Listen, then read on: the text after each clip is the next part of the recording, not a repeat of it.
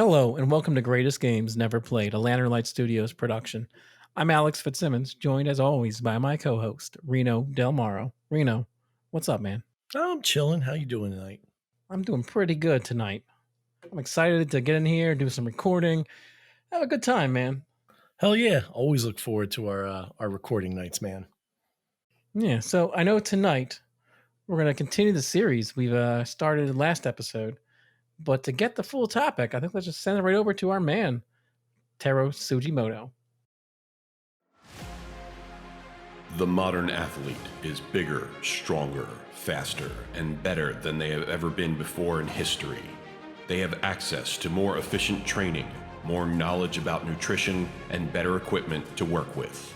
In contrast, we are told that the athlete of today is soft, pampered, and wouldn't stand up to the rough and more physical play of yesteryear. We hear of the golden era of sports as a time that has already passed. The greatest players of all time played in eras that can only be seen in grainy black and white highlight reels. But how would the modern athlete have fared if given the chance to compete against the Hall of Famers, legends, and greats of eras gone by? Look no further than the Los Angeles outfielder Mike Trout, one of the brightest young stars in Major League Baseball, a physical specimen in any era. He stands out in the current MLB with his unique blend of size, speed, and power. But how would he have matched up against the legends of baseball coming out of the dead ball era? Would Trout continue to dominate against the likes of Babe Ruth and the Murderer's Row? Or would he find himself a trout out of water? Join Alex and Reno as they try to discover what if Mike Trout traveled through time to compete against legends of the game in the 1930s. We're back. Reno, Mike Trout, you ready to take him into the past? I am the man that I think all Phillies fans have been yearning to come home, and they should have known better that it was never going to happen. I'm ready to take him into the past, but I mean, he's only signed till 2030, right? yeah, he'll play till he's 90 for the Angels. Might or may not win a title there, but who knows? But I mean, he can come here when he's 45. He'll be fine. so here's a question I have for you: How, when you hear Mike Trout, like, what do you think? How do you feel about Mike Trout in your head? What's the first thing that comes to mind? Um, I mean, for me, I think of the connection to Philadelphia as being from the area. You see him at all the Eagles games. You see him interacting with Carson Wentz all the time, and for me, I guess that's my main thing with him. Is I'm not watching too many Anaheim Angels or LA Angels games, so That could be a part of it too, because he's not on a like he's not playing for the Mets. You know what I mean? yeah, Or the Yankees. He's not or any of the teams in our division as Phillies fans. So yeah. like you don't Maybe we'd hate him then, yeah. But right now, it's that you're able to kind of go, oh yeah, I wish he was here. I guess that's a possibility. Like I was thinking about this and I'm like, man, you know what? Like there's certain like hate the face guys. And for me, he's not a hate the face guy, but I wonder if that's because he's so far away. Like Sid the Kid, hate the face. But I will tell you, as much as I hate him, I want him on the team on my team. You know what I mean? But Trout's not for me, it's like he's a likable guy that I also want on my team.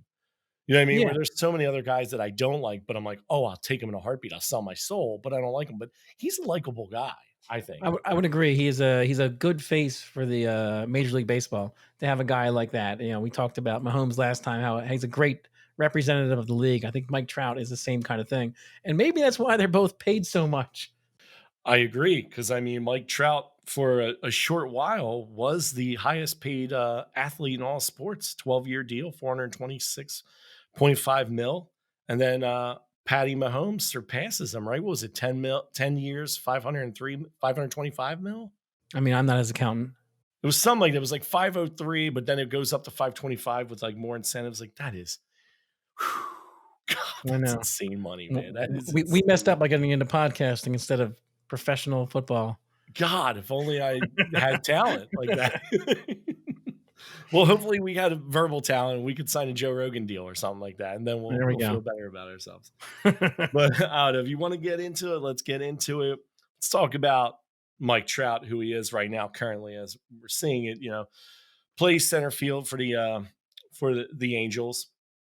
Of course, he's nicknamed the Millville Meteor because he played for Millville Senior High School. He was actually born in Vineland, but he lived and grew up in Millville. So he played for Millville Senior High School. He was drafted right out of high school by the Los Angeles Angels in the first round, 25th overall in the 2009 MLB Junior Amateur Draft. You know what I mean? Is there a bigger crapshoot in professional sports than the Major League Baseball draft? Oh yeah, because you'll see number one overall picks. I mean, some of them, like a Bryce Harper plays out. Some other players have played out, but then you'll have like Mark Appel, I think, who came to the Phillies from Houston, and he was a dud. But this guy's picked 25th, and he's considerably the best player in baseball and has been for many years. So you're right. I agree with you completely that you could get a guy in the fourth round and they become one of the best players of all time. It's nuts. Like if you told me you were drafted in the 37th round, I'd be like, this checks out. I wouldn't even question it. It seems like we draft everyone. Yeah.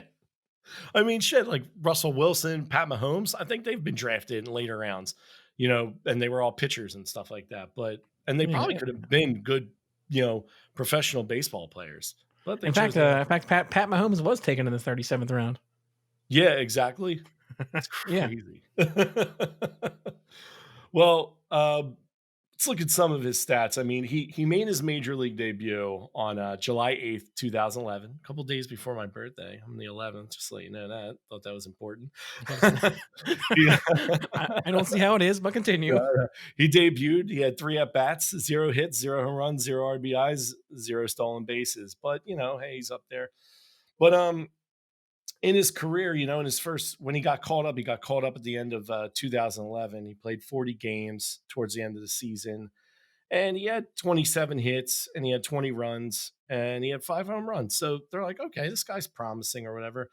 But then he comes up in 2012 with a bang. I mean, this guy, 139 games, right? 129 runs, 182 hits, 27 doubles, 8 triples, 30 home runs in his first legit season, 83 RBIs, 49 stolen bases. Animal. You know what I mean? This guy goes on to lead the league in runs his first 3 full years in the league. Yeah, it's insane, dude. He's pretty special. I mean, he's been an all-star every year in the league since 2012. So he's an 8-time all-star between 2012 2019. He's a 2-time MVP, 2014, 2016. I think he's actually a 3-time MVP. I think he got the MVP not last year, but the year before, maybe in 2018. Gotta double check that. But he's 2-time All-Star MVP, 7-time Silver Slugger. He was Rookie of the Year in 2012. He's a Major League Player of the Year in another award. I mean, this guy's 30 for 30 club in 2012. So his first season, 30 home runs and 49 stolen bases. He's in there. He's in the 30 for 30 club. He hit for the cycle in 2013. He was the American League RBI leader in 2014. Won the Hank Aaron Award. I mean, this guy is a tremendous, tremendous young baseball player, and he's just getting started. And he's only, he's 28 years old. So if you look right now, currently in wins above replacement, we talked about Babe Ruth before at the top, 182.5. And we talked about our love of that stat too. I think we're both big fans of that stat. It's such a great stat because it literally it's indicative. It gives you a picture of how important a player, one singular player, is to his team. Yeah, you don't have to know anything about the sport. You just know, hey, what's his WAR? Yeah, absolutely. And literally, I mean, this is his 10th season, and he's already 82 on the list at 73.9. I mean, this guy, when he was drafted out of high school, his prospect rankings, right, from Baseball America, pre-2010, right? So he was 17 at the time, I think. He was number 85. By 2011, like right before 2011, he's the number 2 prospect. Then before 2012, before, he actually fully came up, he was the number 3 prospect in baseball. And he's been all over the board. Baseball Prospectus, different actual ranking systems. Major League Baseball had him at number 3 prior to him coming up. But this guy's just hits the ground running. He's a dynamo. Looking at some of his numbers already in his career, dude, we talked about his WAR being 73.9. He's got 1,375 hits. He already has 301 homers in 10 seasons. He has a batting average of .305. He's had 942 runs, 794 RBIs, 201 stolen bases. Is that the way you say batting averages? You say .305? I think a 305 average. I don't know why I said point. Just I what just wanted time to is call it? you out on it. It was It's late. strange. It's late. I had a long day. Yeah. Well, if you're looking at the statistical way of saying, I guess you would say 305 average. Yeah. So I don't know why I said point. Sorry for that. His OPS is 1.001. I mean, whew, my God. And he won't be a free agent until 2031. So it'll be well past his prime at that point, and the Phillies will probably sign him then. But to look at his career, you know, he was, his dad was a ball player. He played for the Minnesota Twins in '83, but he retired. He was often injured. You know what I mean? And Trout started playing youth baseball in the Babe Ruth League and for the Cal Ripken baseball. And he was touted for a long time. I mean, they were scouting him and looking at him from the time he was like in middle school and early high school. So this guy had a pedigree. And following the conclusion of the 2010 season that he was in the minors, he became the youngest player to become the Topps minor league player of the year and was awarded the 2010 J.G. Taylor Spink Award. And Keith Law from ESPN ranked him as number one in his top 100 prospects. So people knew about him, and he was ready to take over the world. So There's a lot of buzz about him coming up, and then he shows up, he delivers on all these things, and we're how many years into his career are we now? We're in his 10th 9 years? season currently. Yeah, so 9 Okay. years. He's in his 10th season right now, and he's just a phenomenal ball player. Man, And time flies. 9 years he's been in the league already. I know, man. It's insane. I didn't think it was that long either. It seemed like 6 or 7, but yeah, you know, he signed because we're thinking like he signed a 1-year contract back in 2014 for $1 million. You know what I mean? And then it was amended to a 6-year deal. So he was on a 6-year deal for 144.5 before he like really earned his first MVP. And then now he's got this gigantic contract. You know what I mean? So good for him, man. And he deserves it. But now we're talking about taking one of the best in the game today, who's been one of the best in the game since hitting the major leagues in 2012. And now we're throwing him into the 30s. So, 1930. We're right at the end of the dead ball era there. Yeah, right at the end of the dead ball era. If people don't know what the dead ball era is, essentially before 1920, before like the rise of Babe Ruth, really the true rise of Babe Ruth when he got to the Yankees and he just start, hitting home runs left and right and like killing it. The dead ball era was basically like guys were putting like spit on the ball and rubbing spit in the ball, rubbing dirt in the ball, pine tar. They were basically doing anything to weigh the ball down and also kind of scuff it up and dirty it up and disguise it. Also, Major League Baseball was letting these guys pitch with the same ball for like, they throw 1,000 pitches or more with this ball before they actually change the ball out. And there's like studies that basically when you're beating a ball up like that over time, it like kind of deadens it and like gives it less lift in the air and kind of makes it harder for batters to get the ball out of the ballpark.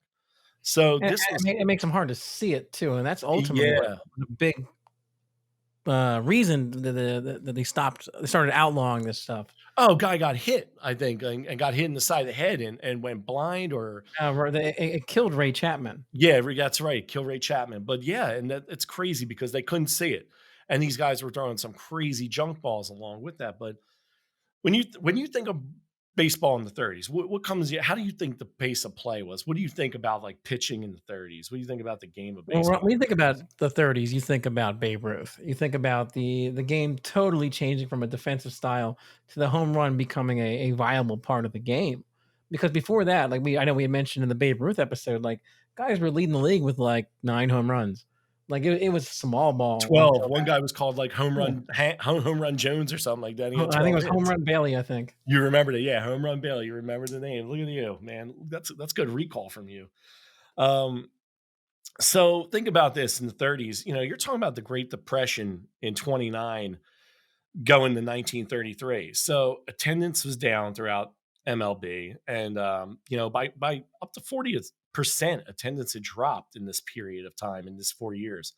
And players, like Babe Ruth and Lou Gehrig, they were taking salary cuts. So these guys were like, losing money. They were taking 25% salary cuts. And the other thing is by the mid to late 30s, your heroes of yesteryear, the Babe Ruth, I think retired in 35. Lou Gehrig ended up leaving in 39 due to ALS, now known as Lou Gehrig's disease, um, by the middle to end of the decade. So, you know, you got your great home run hitters, but some of the big names are starting to leave. But some of the other big names are starting to come in. You know what I mean? Like Jimmy Fox is really starting to take off. Chuck Klein for the Phillies was a big name. Um, Joey D, obviously Joe DiMaggio is a big name that's going to become, coming into the Yankees. You know what I mean? So, but pitchers now out of the dead ball era, they had to thrive on because they're not able to like disguise the ball, they're not able to spit on it, they're not able to weigh it down, they're not able to change the trajectory with So putting so they pine tar. so they had to actually start pitching. Yeah, they've got to thrive on guile and pinpoint placement and location. And I'll tell you what, these guys did. I mean, if you want to look at it, now we got to talk about who's Trout going to be facing. Like, what kind of pitching is he going to be facing, right?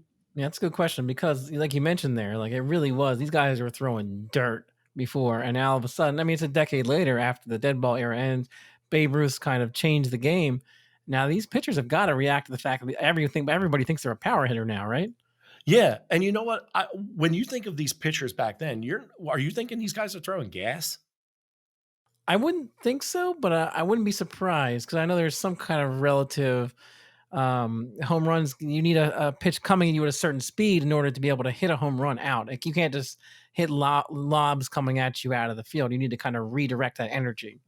Agreed, and you would think sometimes you'll see a guy hit one off a changeup, but a lot of times changeups get guys not only swinging, but they also get guys that pop out or even Yeah. ground out and stuff like that. You would think these guys are going to 195-mile-per-hour fastballs. I'll get into that in a little bit. Guys did have some gas, actually. There was guys that were able to throw some gas, but these pitchers back then, very different than now, Alex. Like these guys were expected, starters were expected to finish games. They were expected to play the entire game. Unless they're getting roughed up really bad and they need to have a middle relief guy in, they didn't have like as vast of a bullpen. They didn't have a lot of middle relief guys then. How They many? had 5, 6 starters. Yeah. How many starters did they have usually? Oh yeah, each team they could have up to like 5, 6, 7 starters on their team, Okay. quality starters, and So most of so them you could went still 5 or have 6. your 5 days off between games. You could still have that in the 30s. Absolutely, Okay. absolutely, and these guys were expected to pitch full games, so now they're gonna get more rest, but they would tell these guys, "Listen, don't go out there throwing the high heat, you gotta preserve yourself, you gotta last, you gotta play the game." So if these guys start going out there and whipping 92, 93 mile per hour fastballs, they're coming out of the game. Like today's game, you'll see guys throw 96, 97. Some of them won't get to 6 innings, 5, 6 innings.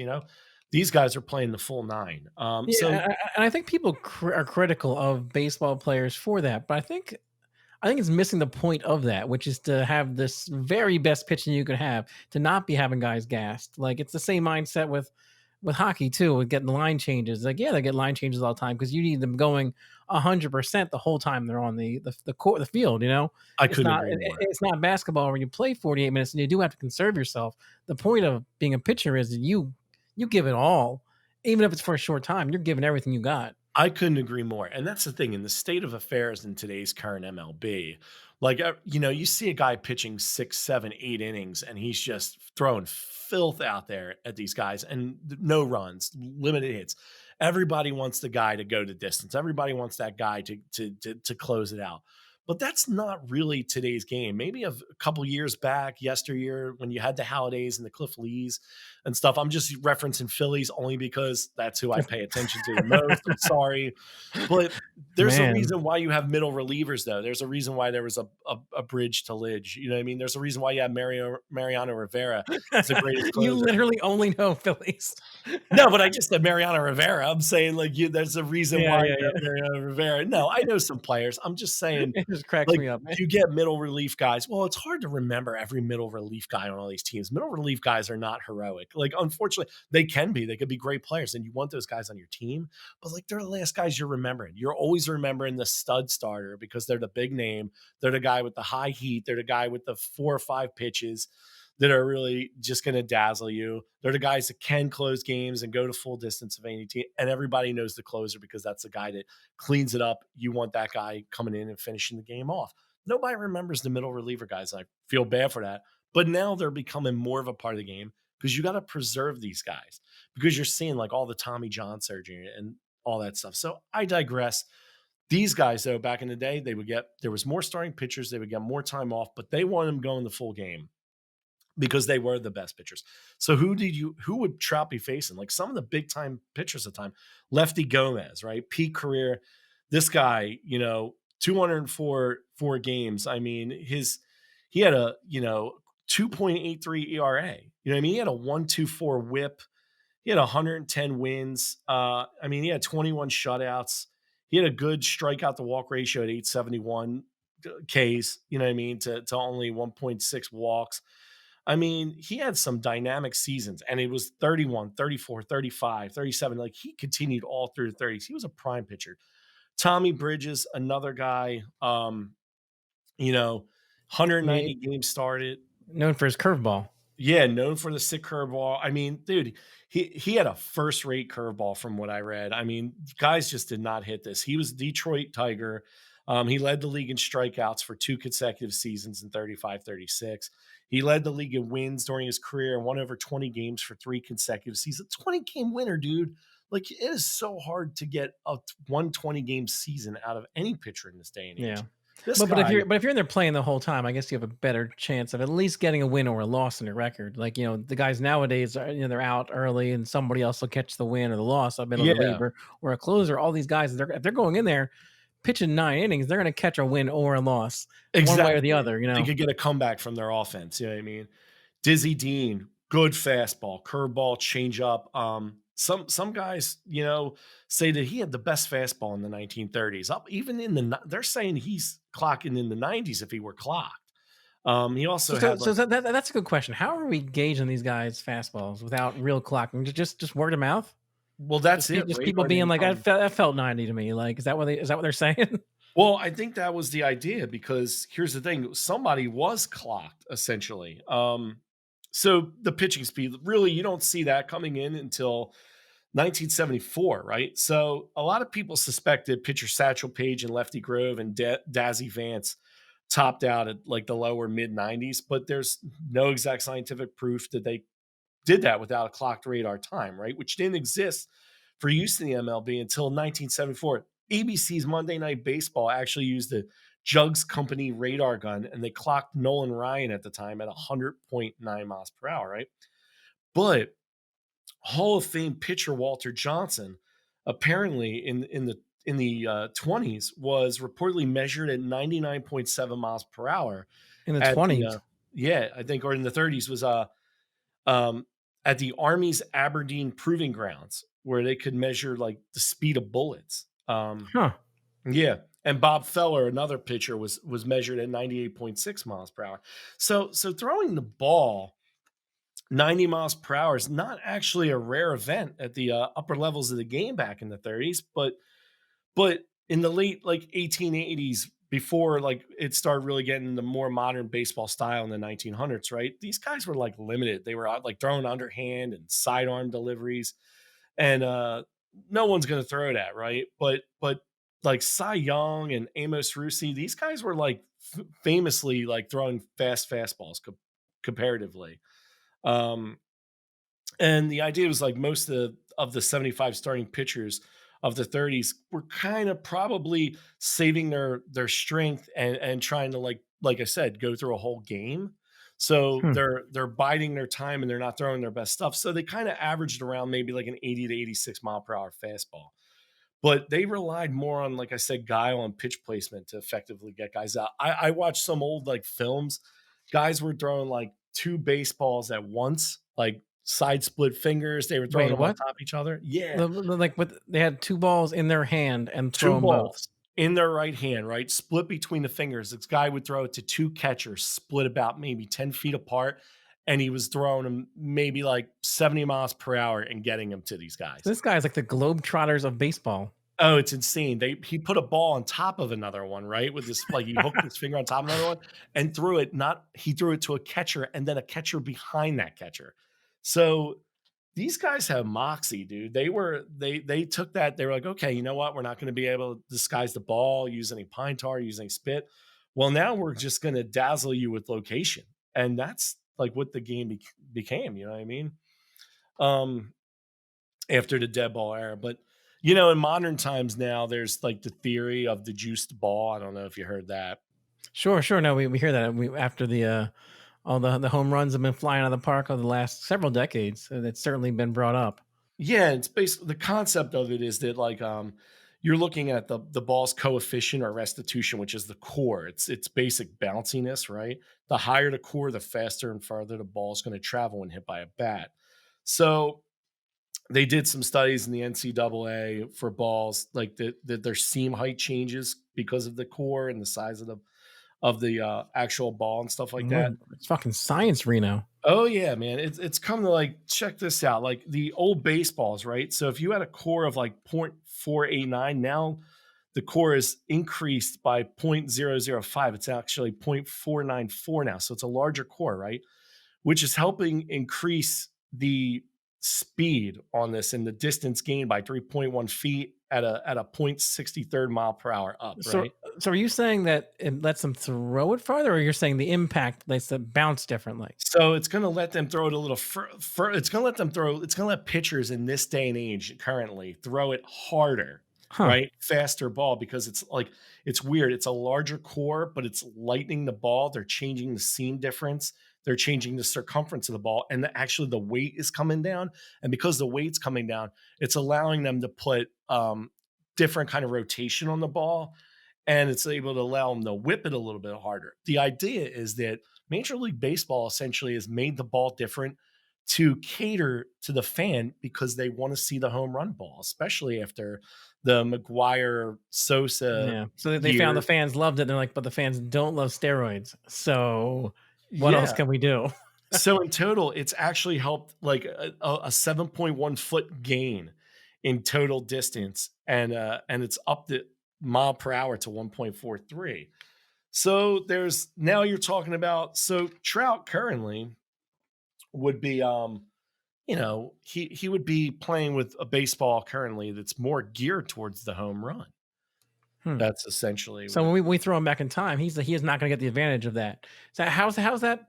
Is there science that you have behind the bats also? So you got to look at the bats that. So right now, bat size and speed, right? So Trout uses a maple wood bat, right? Holy It's crap! You 30. did your homework, dude. Yeah. Yeah, he's actually got his own bat. I think it's called it's like the JT 1312 or something like that. I forgot the name of it. I apologize. But like I was like looking at it, you could buy it. It's like a $200 bat. Like You can it's a call it whatever you want because I don't know what it is. I'll believe you. his bat size currently 32 inches long. It's a 2.5 inch barrel because they won't Major League Baseball has now regulated everything. It won't let you go over a 2.5 inch barrel diameter, right? Which is like more or less in its sweet spot. Um, and with that weight ratio, it's usually like -3 length to weight ratio. So whatever the distance is, usually the ounces or weight of it's going to be 3 less. So 32 inches long, he's got a 29-ounce bat, right? Hmm. His swing speed, right? His average exit velocity, right, was 90.9 miles per hour. So that was 50th in the MLB last season. However, his max exit velocity when he hits a home run, 116.6 miles per hour. This ball's traveling.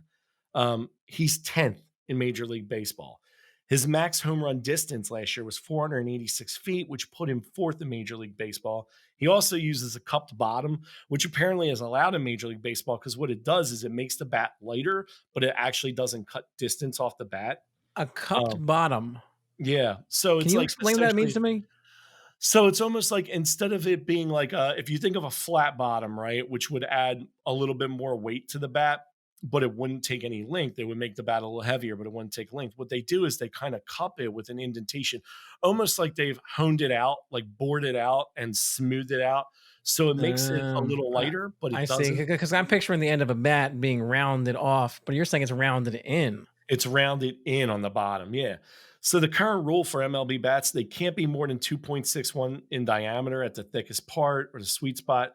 It can be cupped to lighten the bat without sacrificing surface, Hmm. and they can go up to 42 inches in length. Now, would Trout have had an advantage or disadvantage with a larger bat? I mean, could he? I I don't mean, know. my basic understanding of this seems like a bigger bat's better. You would think so, right? But think about this: bats used by McGuire and Bonds when they broke the single season home run record, right? They weighed a third less than what Babe Ruth used to break the same record. Lou Gehrig actually used a 36-inch bat, which is 4 inches larger than Trout's, and it weighed 41.5 ounces, which is way heavier than Trout's.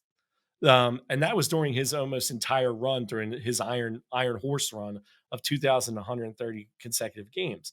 So, like, large distance home runs weren't as common back in the 1930s, but here's the thing: Babe Ruth was, and this is there weren't any measuring tools at the time to they were accurate enough to confirm it, but he was said to have hit a 575-foot home run in 1921, which still stands as the longest home run in MLB history, right? Mickey Mantle. Now, if we didn't talk about Mike Trout, he's 6'2", 235. He's got 9% body fat. Dude is jacked to shit. You know what I mean? So he's the opposite of Babe Ruth. He's the opposite of Babe Ruth. Babe Ruth, height-wise, same, 6'2", but Babe Ruth was, could get up to 270 at certain times and as low as 235, 240, but he didn't have 9% body fat. He wasn't muscle, but he was a powerful man. But Mickey Mantle's 5'11", 195 pounds. This guy hit a 565-foot home run in 1953. So Ted Williams. it's about the technique of your swing and your strength, right? Yeah, I'd say swing speed, strength. I mean, there was no way of measuring their swing speed back then. Trout apparently has a predicted bat swing speed of about 59.2 miles per hour. Some guys are a little faster, but not by much. I think Aaron Judge was up there at like 62. Really? Um, yeah, but I mean, and that might also, I mean, he's also what, 6'7". It could be length, power, ratio, but I mean, Hmm. obviously Trout's swinging that pretty fast. These guys could have been swinging, as far as we know, without measurement, around the same time. But you would think that guys less powerful, like I don't know, Ted Williams And was, carrying heavier bats, you think that would slow down their swing speed too? yeah, especially Garrett. Garrett probably his swing speed probably was slowed down comparative. But Ted Williams, he was 6'3", 205 pounds. He's not a small man by any means. He had a 502-foot bomb in 46. But it doesn't seem like the game has drastically changed, other than pitchers probably have a little bit more zip nowadays and play less innings. Huh. And obviously the equipment's probably a little bit better and more geared towards hitting home runs, with bats being lighter but more able to get higher trajectory, and the baseballs being ready to fly out of the park. But Well, like, I guess that brings up a question then with the parks. Like they're designing parks differently now. Is that going to benefit or hurt Trout when he goes back as well? well, that's the thing too. I mean, before we even get into that, like, let's talk about, you know, there are people who have like said, oh, there's some huge ballparks and stuff like that, right? Like, I think people have been like, oh, I think center field was like large, like, Cubs home park had like 560-foot center field. Red Sox was 600. I didn't find any proof of that.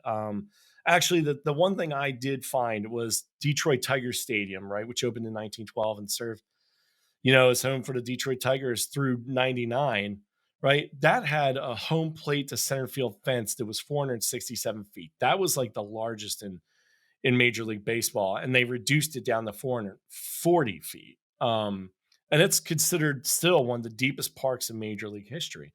But we'll get into like more of the ballparks that Trout would play in a little bit, because I'm going to go through a couple of these to just give you an idea. Essentially, though, like, who's he hitting? Like, who's his contemporaries? You know what I mean? In the 30s, like his hitting contemporaries.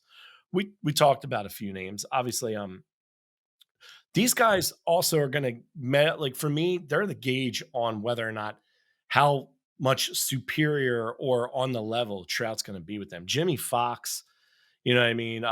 Played with the Philadelphia Athletics between 30 and 35, and then um, he went to the Red Sox for a couple years. This guy had a 364 average, dude. I Yikes. mean, he had, you Now, know, is part of that like the fielders weren't as good, or do you think the fielders were always as good as they are? no, there's some good fielders. I mean, Babe Ruth was a good fielder. Remember we talked about he never went under like, a 90 fielding percentage. There was guys that were good It just fielders. seems like the guys today are more. I mean, even looking back to the '90s and '80s, they seemed like there's a lot of players that looked out of More shape. athletic. Yeah, I would say Compared guys to are probably more. compared to today, when all the guys are, they look like professional athletes. I would agree with you 100% and argue that most of these guys in this day and age were probably now capable with their athleticism and speed to get to a lot of these balls that might have like landed in the field and they hit guys with the cutoff. So you're right. Some of these balls that might have been, these guys are hitting out and hitting for average and stuff like that might be caught by today's players. I Yeah. mean, you see the athleticism, it's evolution. You got to think with evolution. Today's ball players would just be better defensively on that. And we'll get to that in a little bit too. Um, but these guys were no joke. Like they're not something to scoff at.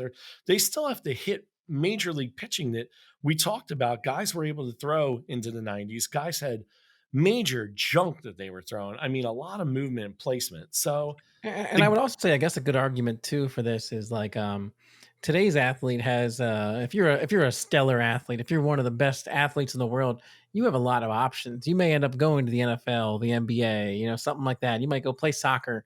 There wasn't as many options really back then. Like baseball was king. yeah, So and so so, so pros really baseball was probably picking from the best athletes of its time. they were taking the best of the best, and they were taking them from college too, mostly at the time. It wasn't like they had like major they had farm teams and stuff like that, but not to the degree that they have today. That came more later. The developing of the farm teams really came later in Major League Baseball. These guys are coming out of college and stuff like that. Lou Gehrig, I mean, between 30 and 39, this guy was just crushing it. In 1930, he had 379, 143 runs, 220 hits, Jeez. 41 homers, 173 RBIs, dude, and took 101 walks. These guys are not slouches by any means. Babe Ruth, of course, played until 35. I mean, we all know about him, hitting the amount of home runs he's hit. Johnny Mize, Chuck Klein, Mel Ott, all great hitters. So this guy's going to have other guys that are, Trout's going to see other guys that are going to be good players in this time. It And seems like physically though he's the specimen of the group here. oh, absolutely. I mean, when you look at him compared to them, like his muscle mass alone puts him in a different league. But I mean, you're gonna say like, So I guess we mentioned this, Mahomes. How is Trout getting back there? Like is Trout coming back there with knowledge of like, hey, I should probably do sit-ups, or is he just going to be like, hey, Babe Ruth's drinking beers and smoking cigarettes? That's working for him. I think so because you know what? Like Trout says, like he likes to keep his legs fresh, so he's going to be looking. What's he going to do? He's going to. They had tubs back then. They had ice back then. I mean, he's going to be getting the ice tub to recover. So he's Um, committed to being clean living, trying to be the best athlete he can be in his time off as well.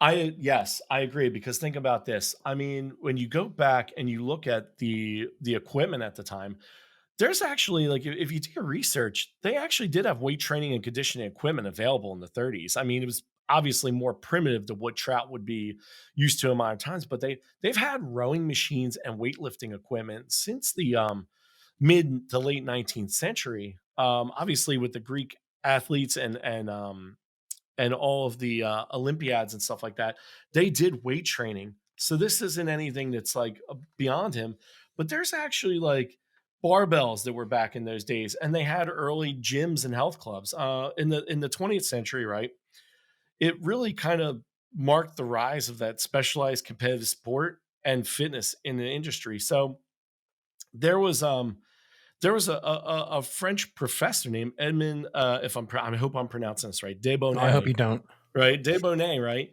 He actually started writing like physical exercise and strength training, and he was doing publications of fitness journals at the time, right? And he ends up opening like fitness centers in different places in Europe and all over, like, and especially in European society in World War One. I'm thinking Trout being a top ball player, probably going to be making top money back in those days. I'm thinking he's going to get himself kind of ingratiated in the society, and he's going to do whatever it takes to not only get a shot at being in those gyms, but he's also going to look at what he knows. You know what I mean? Like diet, today's diet, what he could get back then. He's not going to be able to get protein shakes. He's not going to be able to get the supplements and the recovery supplements. So he's going to be at a loss there when it comes to recovery and conditioning, maybe with supplements and getting his body in peak physical condition at certain points, maybe for games. But the calisthenics have got to take place. I mean, this guy says that he works out at night and his routine includes like tons of core work. He does like tire pushes, dumbbell presses, planks, pull-ups, pull downs, rows. So if there's rowing machines, I'm sure he's going to find a way to make a rowing machine work. Obviously, he knows all the conditioning techniques and calisthenics it's going to take to work on his core. So, Going to so keep he's his legs coming there with strong. the knowledge of how to take care of his body, or is he taking it from the knowledge of the time? I think he's going to come with the knowledge, but he's not going to have a lot of the tools. But I think Okay. so he might not be able to maintain So he his can't he muscle can't hop size, on a treadmill, but he can go do plyometrics and do and he all could the run. Yeah, he could run yeah. 5 miles, 10 miles, and he could do, like you said, the plyometrics, the calisthenics. He could do all that stuff. I think where he's going to lose out is on the weight training and conditioning to kind of keep the muscle mass, and you know what I mean, and keep the lower body fat count down. But I mean, still, he's no slouch. You know what I mean? Okay. Like, Okay. So physically he's still a specimen, but he's not going to be the guy he is today that we know. yeah, and think about this: the average height of a major league player has increased almost 7% since the 1870s. So they went from being like 68.9 inches to 73.7 inches tall. As for weight, the average ball player is almost 14% heavier now, um, you know, than from being like 170 pounds to like 190 pounds on average today. Um, but there's no real like steep acceleration between like the 1930s to now. Hmm. So, yeah, there's going to be guys that have some size. Again, he's probably going to be one of the stronger guys, but he's going to, dude, his base running right now is insane. Like this guy's, the reigning American League MVP. He's got the shortest lead in baseball at 10.5 feet. In the clip of a steal against, What does that mean? Tell me what that means. The shortest lead? yeah, so he's getting in the shortest lead from base. He's able to steal bases with the shortest amount of lead off of the plate. That's how Okay. fast he is. I mean, he's able to get to a top That speed. that is a stat. Yeah. He's able to get to a top speed of 20.8 miles per hour rounding the bases. He's got an average of 26 stolen bases a year, right? And then we talked about the defense out in the field. So this is where it comes in, right? What would he be a defensive liability? Would he struggle? In I mean, in I can't imagine he would he? I don't think so. I mean, the ballparks, a lot of people do. When you think of the ballpark size back then compared to now, what do you think? Do you think larger, They're small? bigger. They're Yep. bigger. Yeah, they're bigger, right?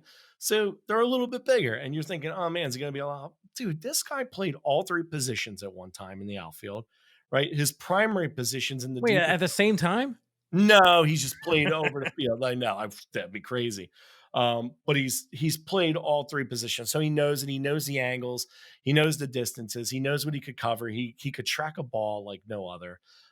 His primary positions, he's a center fielder, right? This Well, guy's got a what's his errors? Like, what's his how many errors is he committing? dude career fielding percentage 0.993. Yikes. Like in 10 seasons, he's only committed 20 errors in 10 seasons, right? And this is where it gets even crazier, dude. He could throw you out from 265 feet. You know what I mean? He threw a ball to the plate without hitting a cutoff, right? And without getting a bounce, 98.6 mile per hour throw. Jeez, is he gonna pitch when he's here in the 30s? He's got a cannon, dude. He's got a cannon. But you talked about the ballparks, right? So the ballparks, right?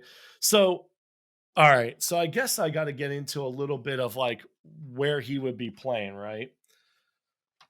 In order to get to that. So, all Yeah. right. All right. Stop before you call me a homer. All right.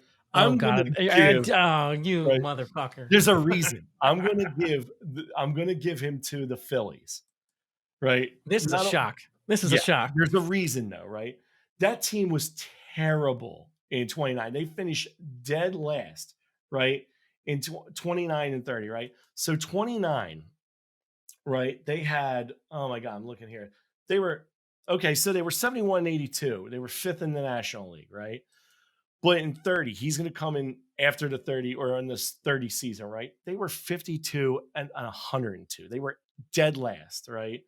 They were eighth in the National League. They finished dead last in Major And then, League. so you have all the teams in the league. This is the team you chose to put them on, and it has Well, nothing to do with their location and being in Philadelphia. no, this is All why. right. They're the worst team, so they're going to get I'm just going to go off kind of today's rules. Worst team gets first crack at best player. That's how I kind of distinguish it, right? Okay. So worst team gets first crack. Plus, he's a local kid. Like I said, the Millville Meteor, right? They know him, Prince Fish himself. They're scouting this kid. Is He's that a a real nickname hometown people call him? They call Prince him Fish. Prince Fish. I've never heard that.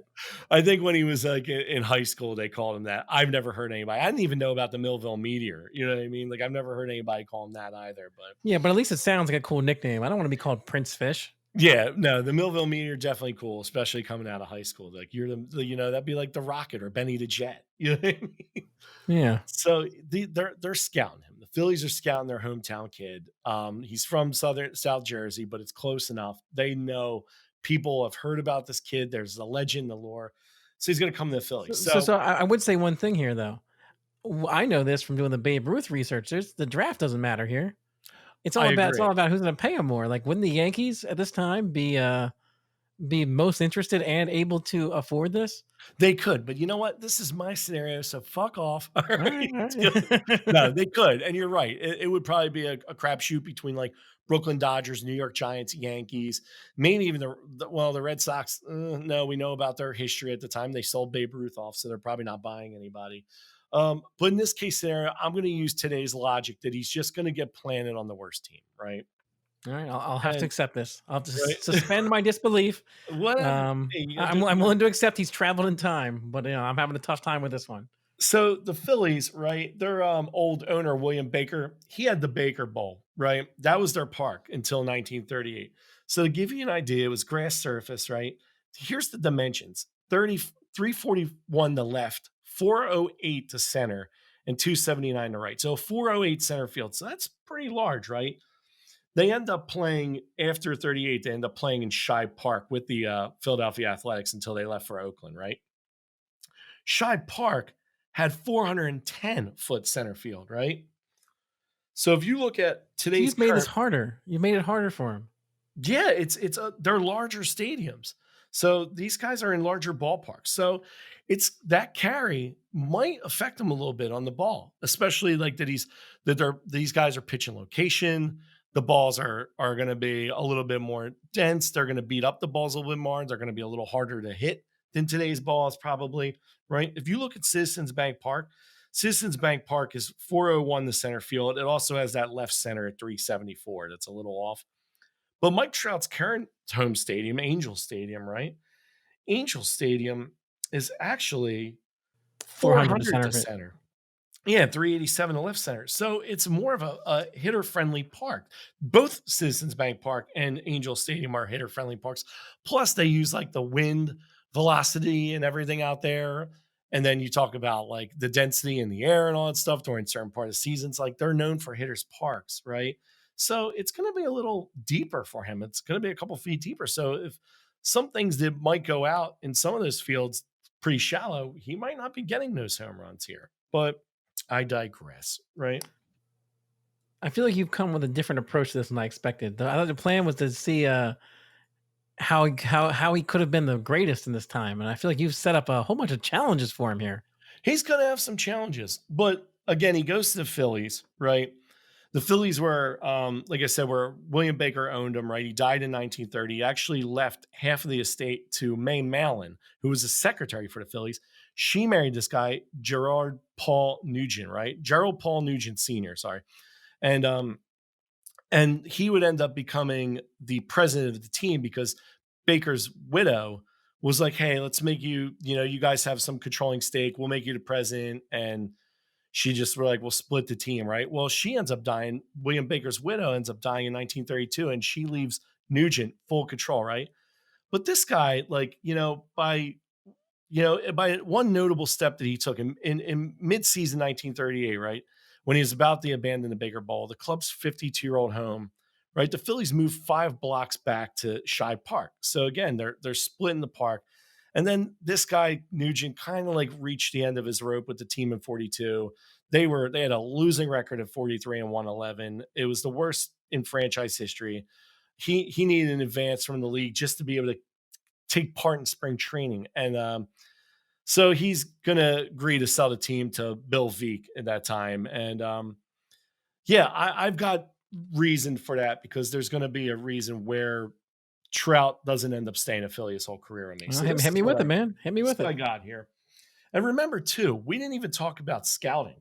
You know what I mean? Like there wasn't any like video playback recording. There wasn't anything that Trout would have from modern day convenience, studying opposing pitchers and hitters' tendencies, right? I mean, so he can lift weights more. That's all. Yeah, like scouting essentially is going to take part in 2 aspects, right? Teams are going to have to take notes in game in real time in order to figure out the types of pitches, pitch velocity, location tendencies of opposing pitchers. This is also going to apply to opposing hitters, where you would be logging their at bats, right? The other thing is they had team scouts that would evaluate like college players, developmental players, other teams, not only for potential free agents trades, but they'd also evaluate to update opponent talent reports and stuff like that. One of the famous guys was Paul Bernard Crichel, who was former catcher, and he was the head scout for the Yankees for 37 years. This guy basically he is the key reason for the success of the Yankees in building that murderer's row team between the 20s and into the 1950s. You know what I mean? And don't forget money. Yeah, that's a big part of building it too. Yeah, so there's only 16 teams in the league in the 30s and 40s, so teams are able to get more in-depth feel and comfort level by playing each other more often. So Trout's going to the Phillies. I'll give you some numbers. So he's 19 years old. He plays for the 1930 Phillies. That 1930 Philly team, like I said, they finished 52 and 102. They were last in the league, right? But they're not without some talent. They got Chuck Klein, right? Chuck Klein's a big-time player. He hits 386 in 1930. He's got 170 RBIs, 40 home runs. This guy's a ball player, right? And there's some guys on the team, Pinky Whitney hit 383, Pinky Whitney hit 342. Don Hurst hit 327. Spud Davis hit 313. They hit the ball. The problem is they had atrocious pitching back then. They got Mike Trout can throw 98.6 miles an hour. He might as well have been their pitcher. But their best pitcher was Phil Collins. Funny enough, that's his name, right? And he had a 4.78 ERA. He went 16-11. But all their other pitchers, 11 and 15, 7 and 15, 4 and 17. They had guys, middle relievers come in that were like, losing games. I mean, they were, 6 and 12, 6 and 11. They had terrible pitching, so they couldn't win even with pretty good hitting. So they could build around Phil Collins, and he could be like the genesis of like a pitching revolution there. But essentially, you're going to have Chuck Klein, and you're going to have now Mike Trout. They're going to be Spud Davis is a pretty good player. So I got him coming in, right? He's going to play 112 games that season. He's going to get 133 hits, 79 runs, 26 home runs in his first season, 60 RBIs, right? And he's going to hit for a 331 average, right? So now we're like, okay, this guy's got some promise, right? But Chuck Klein's only going to be with him until he leaves. He's going to be with him for a couple of years, right? He's going to leave in 34 for the Cubs, and then he's not going to come back to the Phillies again until 36. He's going to play a couple more years with the Phillies till 39. They're going to trade him to Pittsburgh, and then he's going to re-sign with the Phillies back in 40. But we'll get to that. So 1931, now all of a sudden he's cooking with grease. 182 hits, right, at 572 at bats. He's playing 139 games, 39 homers, 147 RBIs, 96 walks, 82 strikeouts. His strikeouts are going to cut down in this era. I think he's going to take less strikeouts due to less heat, and I think he's going to get a little used to the location pitching, but he's going to hit 318 in his second year, right? But the Phillies were 8th. Now that they finished 5th, right? Mhm. Now they're really getting the heavy. 32, boom, Trout, MVP season, 212 hits, 589 at bats, right? This guy's going to hit 125 ribbies with 48 homers. He's going to hit 30. He's going to hit a 360 average. Then now you're like, wow, this guy's the best player in baseball right now. And now he's going to lose Chuck Klein soon, right? I got Trout winning MVP 4 years consecutively from 32 to 35 with the Phillies. The problem is the pitching still sucks. They don't have the money, and Nugent is desperately in need of money. He can't bring anybody in, and he doesn't want to trade his best players away. But Klein's going to leave in 34, and he wants to keep Trout, right? So Trout's winning MVPs. He can't possibly go to the fans of Philadelphia and be like, yo, I'm selling this guy off or I'm trading him for a couple pieces. So they're like a middling team. They finished third in 32. They finished fifth in 33. They finished fourth in 34. And in 35, in his last MVP season in Philly, they finished fifth, right? So they're like competitive, but they're not quite at the junction. This guy's kind of they're squandering his best years, right? 36 and 37. He doesn't win the MVP those years, but he's still he's got 209 hits and 220 hits in those 2 years. He puts up. So where are they going to move him then? I think what's going to happen is his average is going to be high. He's going to win 2 more MVPs in 38 and 39 for the Phillies. Oh, But boy. essentially, right? Essentially, they're gonna need to get rid of him, right? So Nugent's like, you know what? He's gonna trade Trout and he's gonna trade him to the Yankees. I'll tell you why. That's what I'm waiting for.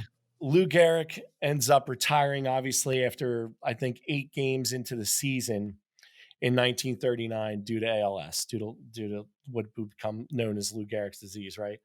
And the Yankees, they got Joey D there, right? And they're like, man, we don't want this thing to fall apart, losing Lou Gehrig. They need another face, another young face. So at 29 years old, Nugent is going to trade Trout to the Yankees in 1940. He's going to trade him for a 23-year-old left fielder, Charlie Keller, who hit 334 with 83 RBIs and 11 home runs in 39. He's going to trade him for a starting pitcher, 25-year-old left-hander, starting pitcher Marius Russo, who had 14 wins, 8 losses, and had a 3.2 ERA. And they're going to up the cash now at this point, $200,000 for Trout. So Nugent's going to get that money. It's just money. Yep. And that's that, right? They're adding Trout with Joey D. Later on, Phil Rizzuto is going to be there. They got Joe Gordon there. They got Bill Dickey. And they got much better pitching. You're talking through that decade. So right? how many championships can they put together with Mike Trout on this team? So if you look at it, the Yankees won the World Series 4 years in a row between 1936 and 39, right? Well, they didn't end up winning in 40, right? If you look at it, they won in 39, right? That was last year. But in 40, the Tigers won, right? And then the Yankees came back and won in 41. Well, the Tigers are going to get wiped out. Yankees are going to win 7 straight because they're going to win in 40, 41, and 42 when they lost to the Cardinals 4-1 in the series. Not no more. They're beating the Cardinals. So how many is it straight? Say it again. So they're going to have 7 straight. They're going to hear it again. Win from 1936 to 1942. No team has ever done this. No team has ever done it other than the Yankees won 5 straight between 49 and 53, right? So they won 4 straight between 36 and 39, and then the Yankees won 5 straight between 49 and 53. They're winning 7 straight between 36 and 42. Trout winning the MVP all 3 years. Career numbers. He's going to hit 429. Jesus, 429? No, I'm sorry. He's going to hit 402 in his first season with the Yankees, right? He's going to have 38 home runs, 134 RBIs, right? He's going to take 120 walks. He's only going to strike out 711 times, 211 hits. This guy is on pace. Like, I mean, he's so now he's won MVP 4 times between 32 and 35 with the Phillies. Didn't win MVP for 2 years. Then he wins MVP between 38 and 42 between the Phillies in his last 2 seasons and the Yankees in his first 3, right? And the pitching is behind them too. They've got Tiny Bonham, who went 21-5 with a 2.27 ERA. Spud Chandler was 16-5 with a 2.38. Red Ruffing won 14 games at 7 losses. Hank Tiny, Spud, Bauer. and Red. That's the first Yep. name of these guys? Yep. Lefty Gomez was on that team a couple years. Hank Bowery went 15-4 with a 2.52 ERA. So now they got Joey D, Phil Rizzuto, Mike Trout, Joe Gordon, Bill Dickey, and they got a slew of starting pitchers. They're disgusting. But you know what's going to happen? Something crazy is going to happen, right? So he's going to go and join the military and do his military service between 1943. He's going to join Phil Rizzuto and Joey D, and he's going to get drafted into the Army for World War II between 43 and 45. Now, I So, don't know much he's a baseball hero. Now you just made him an American hero too. baseball hero. This guy's Captain fucking America, right? So he's going in. But I don't know what happened with Phil Rizzuto, but there's been documentation of Joey D basically being a terrible soldier. He actually never went into action. Apparently, he was a trainer and not a good trainer stationed out in California his 3 seasons before he came back to the league in 46 and 46, right? This is going to be different though, right? Because I'm going to have Mike Trout being Captain America. He's actually going to go over and he's going to fight in World War II, right? He's Is going he to going to fight. win World War II? Is he Dude, going to punch Hitler in the head? he's getting wounded in the Battle of Iwo Jima in February of 1945, right? He's going to get hit by some shrapnel in the shoulder and he's never going to be the same, right? But Oh, he's going to receive as a hero, an American hero, not only on the field but in combat. He's going to receive the Purple Heart from President Harry S. Truman himself when he comes back at the end of 45 and the 46, right? But you're going to see his career is going to take a little bit of a dive, right? Because his shoulder's never the same. He was wounded in war. He doesn't have the legs at age 35. Right. He's still going to have a good season. He's going to hit 77 RBIs in 46 at age 35. He's going to have 22 home runs, 99 hits. He's going to have a 317 average. But the following year, 1947, is going to be his last year. He's going to play in 46 games. He's going to get 52 hits. He's only going to have 8 home runs, 30 RBIs, and he's going to call it career with a 315 average there, right? So this is what I have, some of his numbers. His yes. So will you recap the career here of Captain America? right? I'm He's a interested to hear where you're going to place him among the all-time greats. Now, he wins a World Series with that 46 Yankee team, but the Yankees also went to win in 47 as well, but he's off the team at this point, so he doesn't win with them in 47, but the Yankees do end up winning. So Yankees in whole, other than the military years, which I think they won in one of the military years in 43 when Joey D left and Phil Rizzuto left, but they did win in 46 and 47, right? So he's going to win 4 World Series titles with the Yankees. He's going to be a 9-time MVP, right? He's going to have played in 2,050 games. He's going to have 7,513 at bats. He's going to score 1,504 runs. But here's where it gets interesting. His hits. He's going to be top 60 all time in hits with 2,753, right? Home runs in 15 seasons, 620 home runs, 8th on the all-time home run list Jeez. in 15 years. Everyone above him played 20 plus years, right? RBIs, he's going to have 1,790. That's 22, number 22 all time in the RBIs list in 15 years. And his batting average, 363, is going to be number 2 all time behind Ty Cobb, who had 366, right? Mm-hmm. This guy's going to have a career WAR of 131.3 in 15 seasons. That's going to put him number 10 all time ahead of Stan Musial, Rogers Hornsby, Honus Wagner, Ted Williams, and Lou Gehrig. Nice company. Yeah, I think he's going to have an incredible career, but I got it cut short with the military and the times. So he never reaches the heights of Babe Ruth. But how many? I mean, obviously Babe Ruth did not win a lot of MVPs because they weren't giving it away. But who has more MVPs than Trout now? Oh my God! I stumped you. I knew it. I was waiting for Yeah, my you got shot. it. I This was should my have looked shot. that up. I could tell you in a second. I should have looked that up. Look at But that. So so he's gonna go. He's a national. They're building statues. This guy then the national hero thing, the of course the accolades on the baseball field, but Barry he Bonds, by the way, 7. So so he's so Mike all Trout has time. more. Yep, all time most MVPs. So you make a case here that he might be the greatest of all time. He could still be the greatest of all time. The batting average is there. The home It's runs just are a there. shortened career, a slightly shortened career at that. Yeah, absolutely. If he doesn't go into the service in this situation, right? And he plays 3 more solid years, plus he doesn't get hurt, so he plays another productive. So now he has 18 years. You're talking about a guy that's probably hitting well over 800 home runs, Wow. well over 1,790 RBIs, well over 3,000 hit. He's going to be in that 3,000 hit club. Yeah, I could argue that he could have been the greatest of all time. Nice, nice. All right, well, I'll accept that. But I want to hear some final thoughts after you get through these plugs and shout outs, though.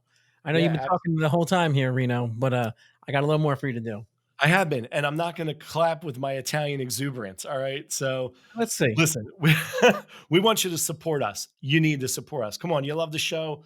Give us a couple bucks a month. It's not much. Like I said, $2, $5, $10. There's tiers and there's different things you get with those tiers. You get different bonus Sean's episodes. You get maybe some swag, maybe some good things. There's all that. So keep that in mind. Go to patreon.com, become a patron. It's patreon.com/Light Studios. Support our show, support our whole studio and other podcasts, Game Johns, Screen Johns. Thank you to anyone who is a current patron, especially the Russell James Johns group. They're awesome. The support group is always taking care of us, and we hope that you guys do too. If you want to just support our show and no other shows, hey, you could do that too. glow.fm/GGMP. You could throw us a couple shekels, as they say here and there. And we appreciate it and we love you guys. Thanks to Luke Mullen for our theme music. Thank you to Lantern Light Studios for making this whole thing possible. We love doing this. Thank you to Anthony Zakola, our producer, the man with the plan. Thank you to Maria Lubanovic, killing it for us, doing a great job mixing it up. If you want to reach Alex, myself, real simple. allmylinks.com/GGMP. Everything's there. All the platforms you can listen to us, our website, how to get a hold of us, our emails, and the studio's website. Hit us up. Let us know what you're thinking. Tell us what your thoughts are on the show. And if you have any ideas that you want to hear. Also go to lanternlightstudios.com for more information about all of our shows, the awesome Game Johns with Michael and Riley, the awesome Screen Johns with Savannah Maria. Great shows. Please go check them out. Give them their support too. If you enjoyed this episode and our podcast in general, hey, we ask for those 5-star ratings and reviews. Please check it out. Apple Podcasts, it's right there. Real simple. Hit the 5-star rating.